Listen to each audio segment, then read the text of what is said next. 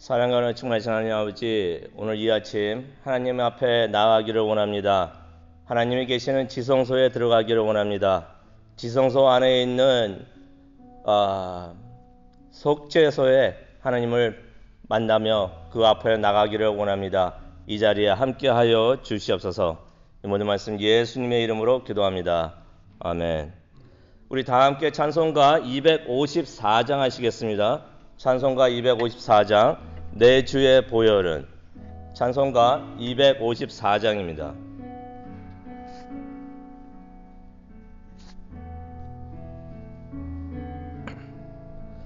내 주의 보혈은 정하고 정하다. 내 죄를 정케 하신 주 날 오라 하신다. 내가 주께로 지금 가오니 십자가의 보혈로 날 씻어 주소서. 약하고 주에도 주께로 나가면 힘 주시고 내 추함을 곧 씻어 주시네. 내가 주께로 지금 가오니 십자가의 보혈로 날 씻어 주소서. 날 오라 하심은 온전한 믿음과 또 사랑함과 평안함 다 주려 함이라. 내가 주께로 지금 가오니 십자가의 보혈로 날 씻어 주소서. 큰 죄인 본받아 살 길을 얻었네. 한없이 넓고 큰 은혜 베풀어 주소서. 내가 주께로 지금 가오니 십자가의 보혈로 날 씻어 주소서. 피가 맘속에 큰 증거 됩니다. 내 기도 소리 들으사 다 허락하소서. 내가 주께로 지금 가오니 십자가의 보혈로 날 씻어 주소서. 아멘.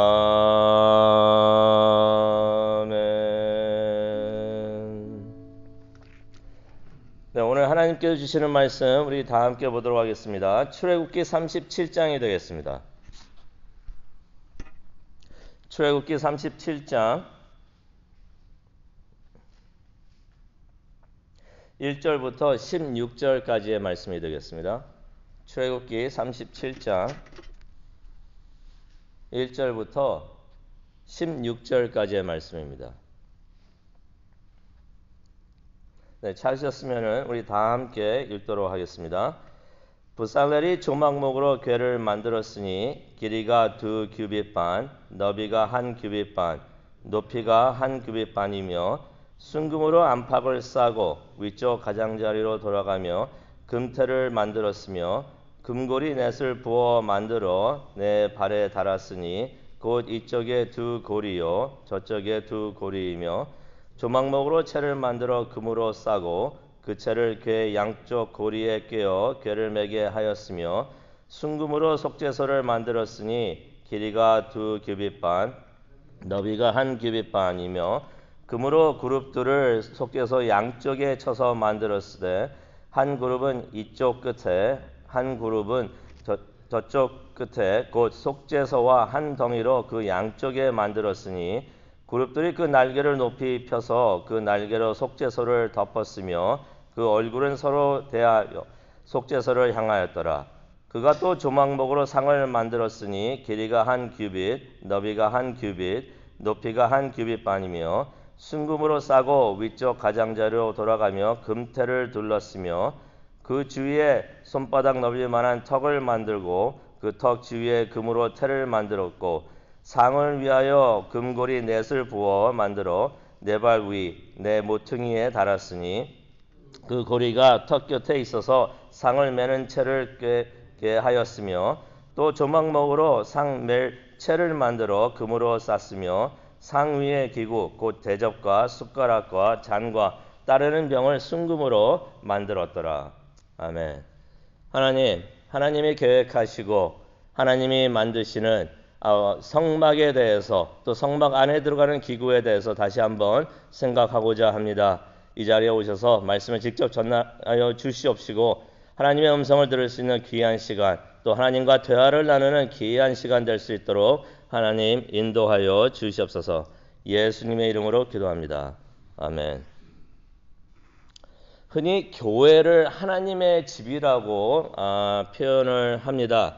하지만은 교회 이전에 성막이 하나님의 집이었던 것을 우리가 말씀을 통해서 알 수가 있는데요. 하나님께서 성막에서 하나님의 백성들을 만나 주셨던 것입니다. 그래서 이스라엘은 이 성막을 짓기 위해서 하나님께서 주신 그 설계도를 따라서 성막을 다 짓고 그랬는데요. 오늘 우리가 36절 같은 출애굽기 36장 같은 것은 하나님께서 설계를 해주신 성막을 그대로 지었습니다라고 기록한 것이 출애굽기 36장. 37장은 하나님께서 말씀하신 그대로 성막 안에 들어가는 기구들을 만든 것을 만들라고 한 것을 만들었습니다라고 기록한 것이 출애굽기 37장이 되겠습니다. 그런데 오늘 특별히 보고자 하는 말씀은 37장 1절부터 9절까지 나오는 말씀이 되겠는데요. 성막 안에 들어가는 언약궤에 대한 하나님의 말씀을 우리가 한번 보려고 합니다. 성막 안에 들어가는 기구, 가구들이라고 표현할 수가 있는데요. 여러 가지가 있는데요. 그 중에서 가장 중요한 것을 뽑으라고 하면은 언약궤가 되겠습니다. 그 언약궤에 대한 하나님의 설계 설명서라고 할 수 있는 것은 출애굽기 25장이 됩니다. 출애굽기 25장 우리가 벌써 다 묵상하고 공부했던 말씀이 되겠는데 거기에 보면은 이 언약궤를 어떻게 만들까 하는 하나님의 설계 설명서가 거기에 있습니다. 출애굽기 37장은 그렇게 하나님께서 말씀하신 것을 어떻게 만들었다라고 기록을 한 것을 자세하게 설명한 것이 바로 출애굽기 37장이 되겠는데요. 그것을 생각하시면서 말씀을 우리 다 함께 보도록 하겠습니다. 1절을 보니까 제가 풀이해서 말씀을 드리겠습니다. 언약궤를 아카시아 나무로 만들었다라고 말을 하고 있는데요. 가로가 이것을 궤라고 설명을 하고 있습니다. 궤라고 설명을 하고 있는데요. 상자란 얘기죠. 상자라는 것입니다. 그래서 생각을 하시면서 머리에 그리면서 한번 이 크기를 한번 보시기를 바랍니다. 2규빗 반, 너비가 1규빗 반, 높이가 1규빗 반인데 이것을 센티미터로 우리가 계산을 한다 그러면은 한 113cm, 가로가 한 113cm가 되고요. 세로가 68, 그 다음에 높이가 68cm 정도 되는 나무 상자였습니다. 들고 다닐 수 있었던 나무 상자였는데요. 2절을 보니까 순금으로 안팎을 쌓고 윗 언저리에 금테를 둘렀다라는 말씀이 있습니다. 또 3절에 보니까 금고리 4개를 만들었는데요. 양쪽에 각각 2개씩 금고리를 달았다고 합니다. 그리고 5절에 보니까요. 운반채, 여기서 나오는 채가 나오는데 이게 운반채를 말합니다. 운반채를 궤 양쪽 고리에 꿰어가지고 궤를 운반하고 다녔다라는 말씀이 5절에 나옵니다. 근데 왜 언약궤를 운반을 했었을까요? 라고 생각을 할 수가 있는데 아시다시피 성막은 교회가 아니었죠. 교회는 한 땅에 기초를 두고 세워진 것을 이게 교회라고 흔히들 말을 하는데 성막은 천막 같은 것이었습니다. 구름기둥, 불기둥이 움직일 때마다 움직여 다녀야 되기 때문에 성막을 풀고 또 움직이고 다시 세워야 됐기 때문에 이 언약궤를 하나님께서 만드실 때 움직일 수 있도록 그렇게 만드셨던 것입니다.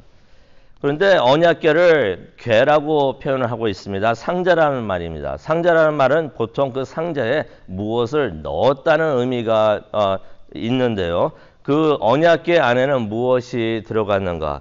우리가 잘 알고 있는 내용이지만 다시 한번 생각을 해보려고 합니다. 첫 번째는 무엇이 들었나요? 만나가 들었습니다.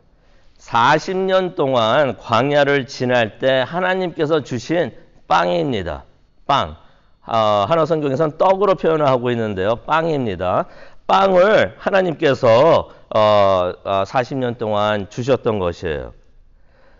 금으로 만든 그릇에 만나를 넣어가지고 언약궤 안에 넣어두게 하셨던 것입니다. 그런데 한번 생각을 해보세요. 한 40년 동안 그 빵이 들어가 있는데 이것이 보존이 됐다는 것이에요. 방부제를 넣어가지고 둔 것도 아니었는데 초자연적으로 이 빵이 이것이 잘 보존이 됐던 것입니다. 하나님께서 초자연적으로 하나님께서 그렇게 해 주신 것이죠. 그러면 이 만나는 어떤 의미가 있는가? 하나님께서 필요한 것을 제공해 주신다는 그러한 의미가 있는 것입니다. 하나님께서 이스라엘에게 만나를 주셨던 거 언제 어떻게 왜 주셨는가를 생각하게 되면은 하나님께서 우리에게 필요한 것을 주시는 하나님이다 하는 것을 우리가 만나를 통해서 깨닫게 되는 것입니다. 그 다음에 두 번째 무엇이 그 언약궤 안에 들어갔는가? 아론의 지팡이가 들어갔죠. 아론의 지팡이가 들어가 있습니다. 민수기 17장 8절에 보게 되면 그 내용이 나오는데요. 하나님이 지팡이에서 um이 돋고 순이 나고 또 꽃이 펴고 살구 열매가 나게끔 하셨다라는 말씀이 성경 말씀에 나와 있습니다. 어떤 것을 의미합니까? 아론이 정당한 하나님이 선택한 제사장이었다는 것을 알리는 상징적으로 알리는 것을 의미를 합니다.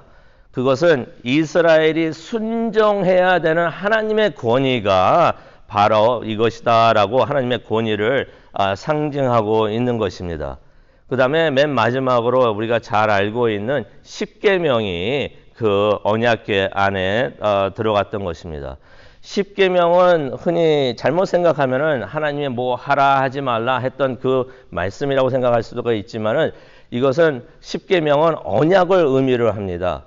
어떤 언약일까요? 하나님이 이스라엘의 하나님이 되시고 이스라엘은 하나님의 자녀가 된다는 증명할 수 있었던 그 십계명은 이러한 관계를 증명하는 그러한 언약을 언약이 적혀져 있었던 것이에요. 그래서 그 언약궤를 하나님이 이스라엘의 하나님이십니다. 구원자이십니다 하는 것을 증명하는 그러한 십계명을 그 언약궤 안에 넣어 두었던 것입니다. 하나님이 이스라엘의 구원자가 되신다는 것을 상징하는 것이죠. 그래서 그 모든 것을 생각을 해보면은 이 언약궤가 무엇을 상징하고 있는가? 정리를 다시 하면은 하나님께서는 이스라엘에게 필요한 모든 것을 주시는 제공자라는 것을 상징을 하고 있고요. 하나님은 권위자, 우리가 하나님께 순종해야 합니다라는 것을 다시 한번 강조하는 그러한 상징적인 것이 되겠고, 또 하나님께서 우리의 구원자가 되십니다 하는 것을 나타내는 것이 바로 언약궤였던 것입니다. 그래서 이 언약궤가 무척이나 중요한 역할을 하고 있었는데요. 이 언약궤에 있어서 가장 중요했던 부분이 어떤 부분인지 혹시 아십니까? 이 언약궤에서도 가장 중요한 부분이 있습니다. 이거 꼭 잊지 마시기 바랍니다. 이 가장 중요했던 것은 어떤 것이었냐면은 바로 뚜껑이었습니다. 덮개였습니다. 이것을 6절을 보게 되면 순금으로 속죄소를 만들었다라고 말씀을 하고 있는데요. 속죄소가 바로 뚜껑입니다. 그 언약궤의 뚜껑인 것이, 덮개인 것이에요. 그래서 이제 그 속죄소를 어떻게 만들었는가 설명을 하고 있는데요. 7절과 9절을 보시게 되면은 양쪽 끝에 두 천사를 세워뒀습니다. 그 천사를 뭐라고 표현을 하고 있냐면 그룹이라고 표현을 하고 있는데요. 천사를 의미합니다. 천사를 의미하고 있는데 이 말씀을 보게 되면은 천사들이 서로를 마주보고 있습니다. 마주보고 있는데 이 속죄소가 이 언약궤의 뚜껑인 속죄소가 왜 그리 중요한가? 그 의미를 다시 한번 생각을 해보도록 하겠습니다. 1년에 한 번 대제사장이 백성들의 죄를 사하기 위해서 희생제물을 하나님께 바칩니다. 속죄일 날 나와가지고 그 백성들의 죄를 사하는 그러한 희생제물을 바치게 되는데요. 어떻게 했냐면은 염소를 속죄제물로 사용을 합니다. 그래서 희생제물로 사용을 하기 위해서 이제 염소를 죽이죠. 죽이니까 무엇이 나오겠습니까? 피가 나옵니다. 그 피를 대제사장이 그 피를 가지고 성막 안에 있는 지성소까지 들어갑니다. 지성소까지 들어가는데요. 그 피를 가지고 지성소 안에 들어가서 무엇을 하느냐? 속죄소 위에다가, 그러니까 언약궤 뚜껑이 됩니다. 그 속죄소 위에다가 그 피를 뿌리게 되는 것이에요. 뿌립니다. 그 뿌리면서 어떤 의미가 있냐면은 바로 그럴 때 백성들의 모든 죄가 용서받는다라는 그러한 의미가 있었던 것이에요. 그래서 이 속죄소를 또 뭐라고 부르냐면요. 쉬운 자라고 부르기도 하고요. 또 은혜의 자리라고도 표현을 합니다. 그래서 가지고 계신 성경, 그래서 우리가 성경 공부를 할 때 성경에 적혀 있는 많은 그 펑션들이 많이 있는데 그것을 다 사용하면은 크게 도움이 됩니다. 가지고 계신 성경 중에서 어떤 성경에서는 속죄소 하고서 1이라고 숫자가 적혀 있는 성경 가지신 분들도 계실 텐데요.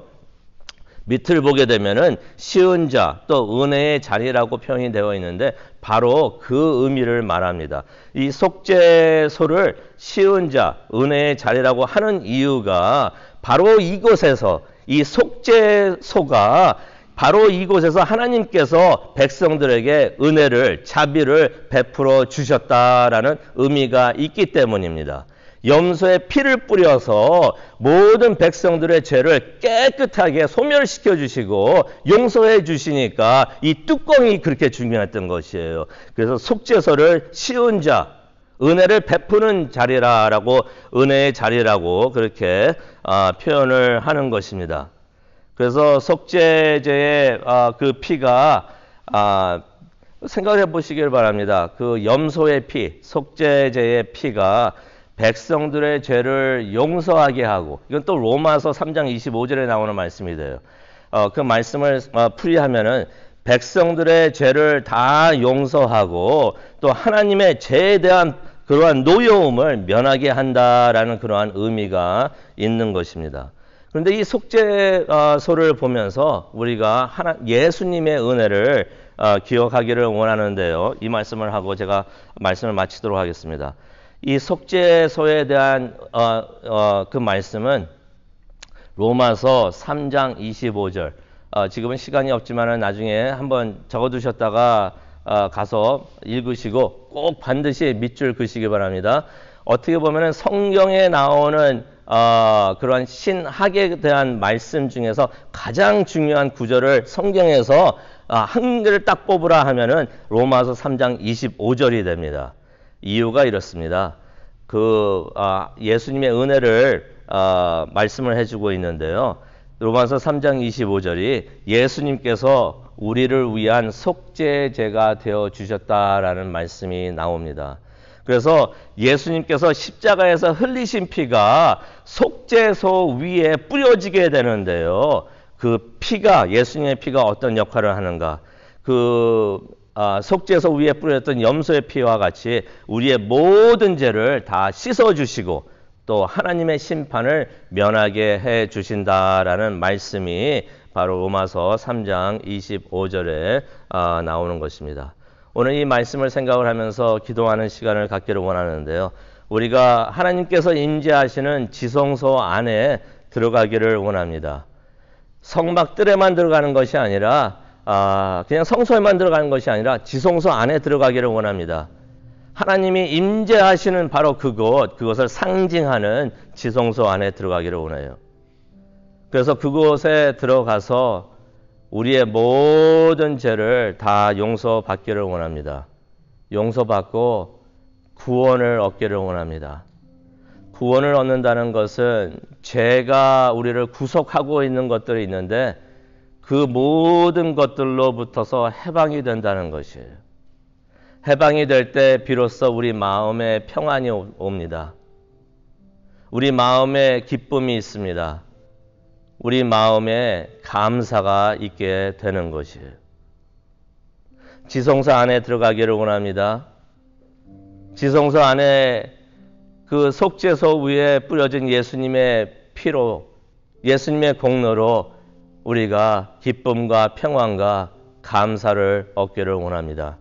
그것을 위해서 기도하는 오늘 이 아침이 되기를 간절히 축원합니다. 하나님,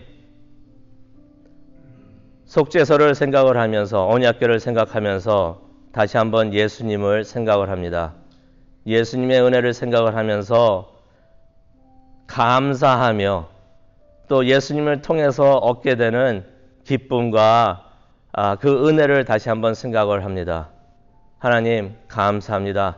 예수님을 우리에게 보내주셔서 우리의 죄를 모든 걸 다 용서하여 주시고 또 죄에 대한 하나님의 심판을 피할 수 있도록 면제받을 수 있도록 해주시니 정말로 감사합니다.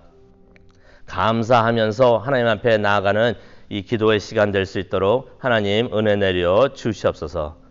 이 모든 말씀 예수님의 이름으로 기도합니다. 아멘.